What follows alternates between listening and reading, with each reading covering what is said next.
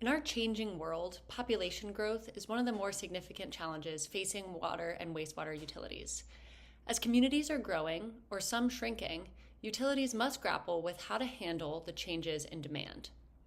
We talked to water utility professionals across 4 cities that have dealt with population growth and declines over time.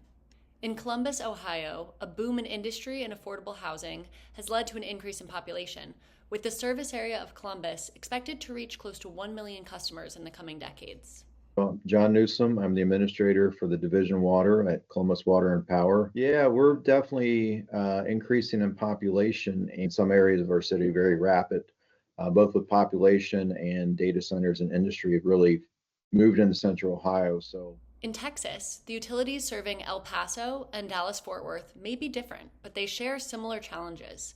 Major development on the fringes of their service area, both industrial and residential, place a strain on already limited water resources. Here we have Renata Renova, an engineering planning and development sector head, capital projects manager with El Paso Water. The growth has pretty much not slowed down. The way these populations or this growth impacts our utilities in the way we plan and we move forward with certain projects that we have in order to meet the demands of. So Tanya Ho, I'm with Trinity River Authority.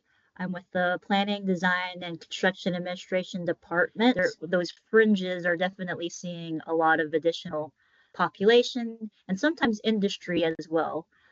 And that has caused some challenges for our treatment. 4 of our 5 plants have planning, design, and construction going on. So it's we're definitely seeing the effects.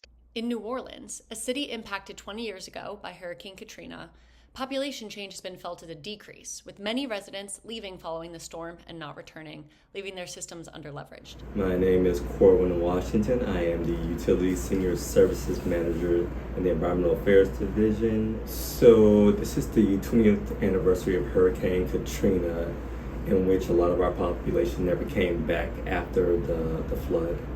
So we have too much infrastructure than we need. Across our conversations with water utility professionals, a clear pattern emerged. Successful communities aren't just reacting to change, they're planning for it. Once anticipated population shifts are identified and master plans updated, utilities must look to make changes to their infrastructure, building new facilities, expanding existing ones, or adopting new technologies. When it comes to drinking water especially, planning extends to the source itself. Utilities must maximize existing water supplies or identify new ones, sometimes using cutting-edge innovation to do this. To achieve all of this, financing is critical.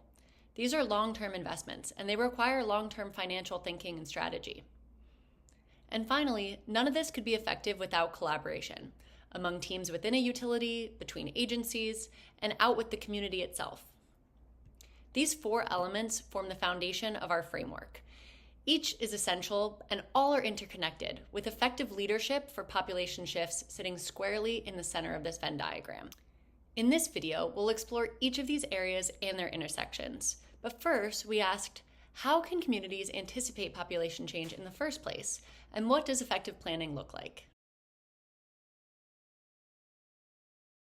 we do have a what we call a master plan that comes out every 3 to 5 years, somewhere in that time frame. Us as a utility, we have a hydraulic model, so we try to keep those models up to date. That way we can also run different scenarios on where do we think growth is going to happen. So if we start seeing more water accounts decline, we can see that the population is starting to move elsewhere.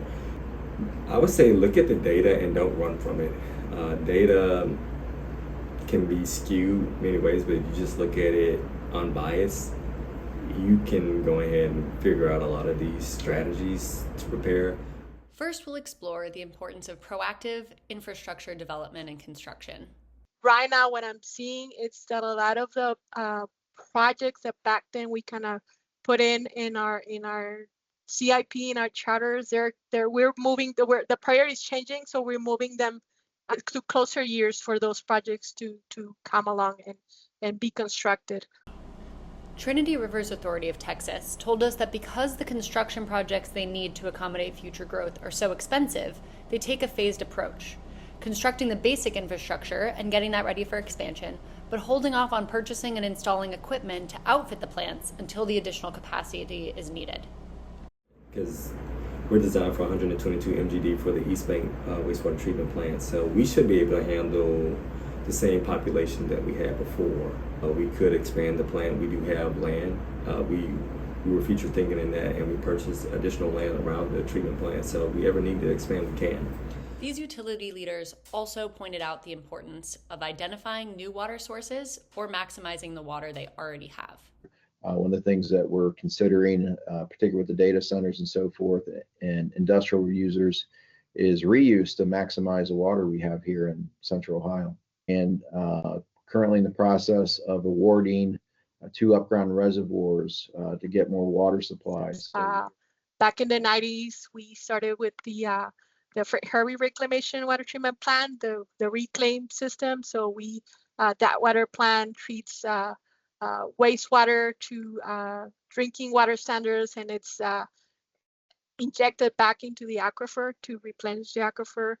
And more recently, the Pure Water Center, which is also a very innovative new technology. It's a plant that's going to treat wastewater to drinking water standards, and then it's going to be injected directly into the distribution systems. Our utility leaders also spoke about the importance of proactive financing, where they're seeking funds, and how they responsibly handle rate increases with their customers. There's one thing that Columbus does is actually we use a lot of SRF funding, is deferring some of those payments back over a longer period of time. So those folks that may actually get the benefit of that improvement once it's constructed are helping pay for that. It's not all the burdens based on the current users. Again, we try to serve our customers the best we can, but we do pass on those costs to them. But I know that funding for these very large projects, that's kind of a challenge. So we typically go with just open market bond.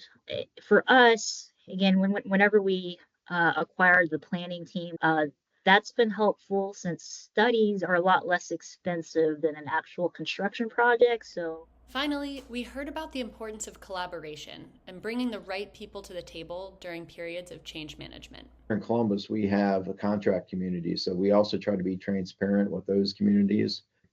Outside of your utility world, talking to whether it be local or state level authorities that are looking at housing, looking at industry, making sure that it's a collaborative effort.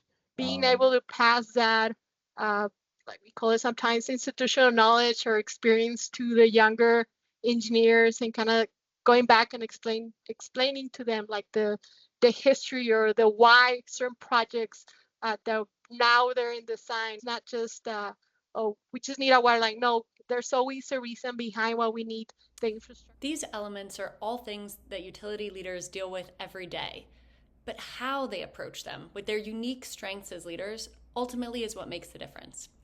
By leveraging their unique strengths and the power of those around them, they're able to effectively handle population shifts and ensure resiliency in their systems. I think you have to be nimble. I'll say I'm an engineer by trade, so nimble sometimes is difficult. It takes everyone involved. It can't be your sole vision and mission. You got to have a team to make that a reality. Get a good group of people that are innovative and that actually care about your municipality, that want to help make it better. So you can serve less people and still give them an amazing experience of living in this municipality. Doesn't matter whether you're growing or decreasing, keep people first.